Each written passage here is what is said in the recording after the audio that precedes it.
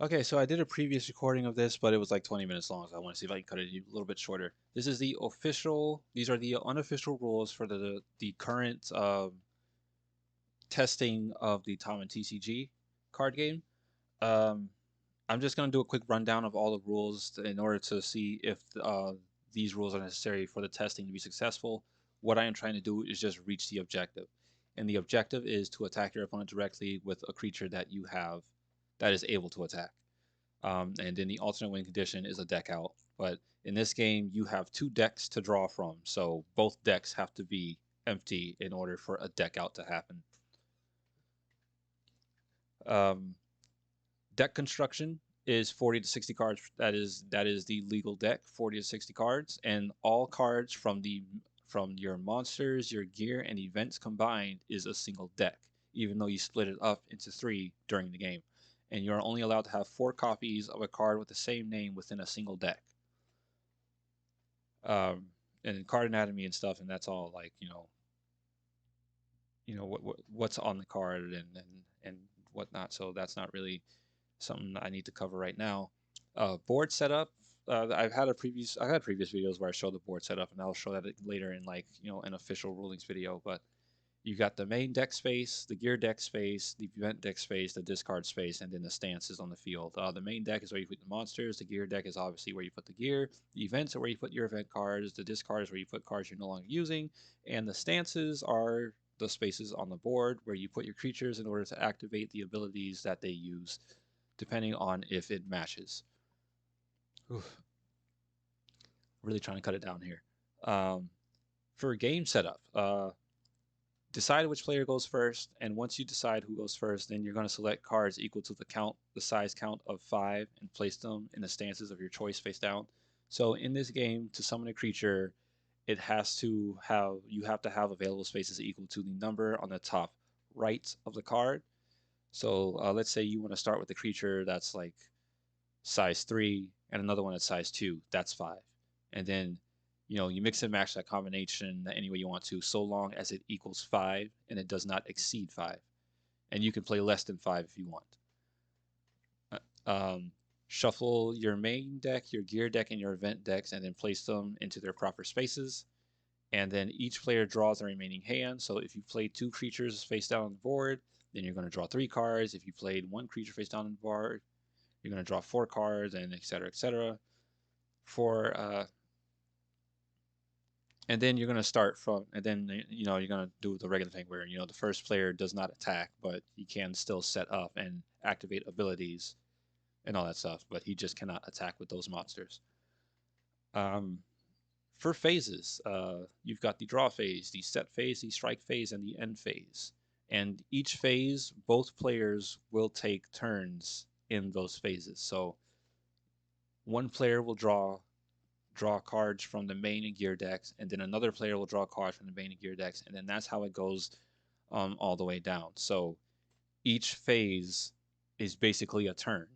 And once you get to the end phase, an entire game turn has happened, and then you repeat that process. So draw phase, you and your opponent draw cards. Set phase, you and your opponent set the monsters, and strike phase, and etc. etc. And then phase, yeah. But during the set phase, in any order, you can activate an event card, you can summon or withdraw creatures, you can activate abilities, and you can also move creatures around on the board, which is called shifting.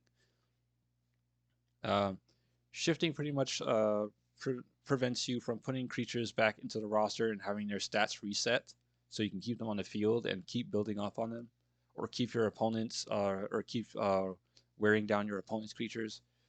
Summon or withdraw. You are able to summon and withdraw the same creature in the same turn, but once that creature is put from the field to the roster, it is put face down, so it cannot be activated again until the next turn, and it can't just be automatically looped the entire time. So there's that.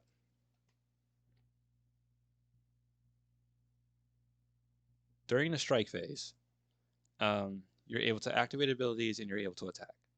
And then during the end phase, any actions you can still perform from the set phase can be done. So if you haven't done a certain action during the set phase, you can do that during the end phase. And you absolutely are not allowed to strike, but you can deal damage to a rival Tamen. So if you have a card that deals damage but does not strike, you can do that.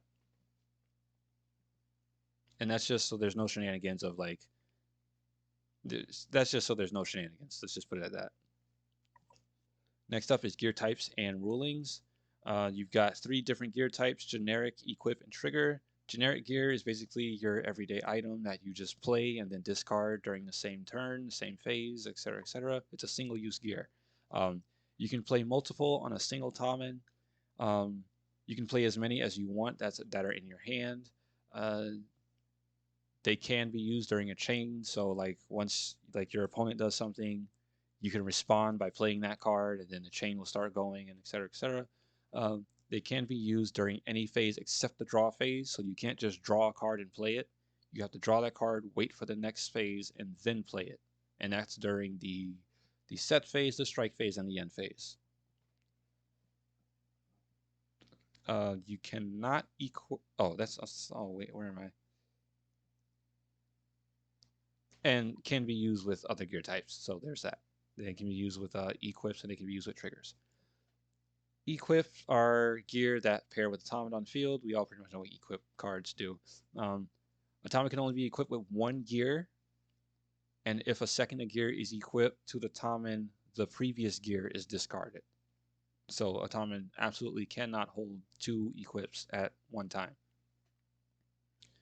You cannot play an equip during a chain. You can activate if it can, but you cannot play one from your hand onto a creature during a chain. That is not something you can do. It can be used with other gear types, so just like generic can be used with generic and trigger. Um, and it is to be discarded when a Tamen is sent to the roster or the discard pile. So once that Tamen is no longer in use, neither is that gear. For triggers are basically trap cards in Yu-Gi-Oh! You set it face down on the field and you activate it when a certain requirement is met. Um, it must be set on the field face down before being activated. Um, it must meet the requirements that is said on the text, so it is important to read the text of the card to know when it is supposed to be activated, whether that's when your opponent equips a card, when your opponent does an attack, does an ability, does damage, etc., etc. You cannot you cannot manually activate a trigger unless the requirements are met. Uh, Triggers cannot be shifted to another space. They are placed on the space that they are, and it is up to you to decide whether or not you want to keep the Tamen you have there. So basically, it's locked on the field. Once it's on the field, that's it. You can't move it. You can't do anything to it. You got to wait and activate it in order for it to leave the field. Where are we now? Can be activated during a chain. So this is like a second layer of like, well, I guess this is like a second or third layer of assurance that you can defend yourself against whatever it is your opponent is doing. So if you like activate a trigger and then your opponent does something, you can activate another trigger on top of what your opponent did, and then chaining and all that stuff. Can be used with other gear types. So like the other 2 gear, it can be used with the other 2 gear. Event rulings. So these are for the event cards. Sorry about that. An event can only be drawn once per turn. Before choosing a new event, you must discard the current event. If you don't want to play the event you pulled, place it at the bottom of the event deck and wait until the next turn to draw another event. So once you draw an event, if you have an event active, you gotta discard that active event first. And if that card you drew isn't the card you want to play, you gotta place it at the bottom of your deck and wait till your next turn to get an event, a strategy that you want to use. So it's the risk of removing a strategy that you no longer need for a strategy that you either want to have, and whether or not that strategy is going to be the right strategy. Uh, and now we move on to chaining. When a card, ability, or strike is initiated, a player can respond only with the ability of another card, which can continue until there are no more actions to take. So you cannot chain an attack on an attack. Once you or your opponent attacks, then the player can put an ability on top of that attack, or a gear on top of that attack, and then you can go back and forth until there are no more cards, no more abilities to play, and the last card or the last action that happened is the first one to go, and then it goes down the line back to the first card that was played. If any ability that was negated by another card in the chain can no longer be used. So if there's a card on top of the card or ability, if there's a card or an ability on top of the other card or ability that was played before it, and it negates that ability is no longer playable. And if a Tamen had to tap to activate an ability, that Tamen remains in the tap position. So, um, bas-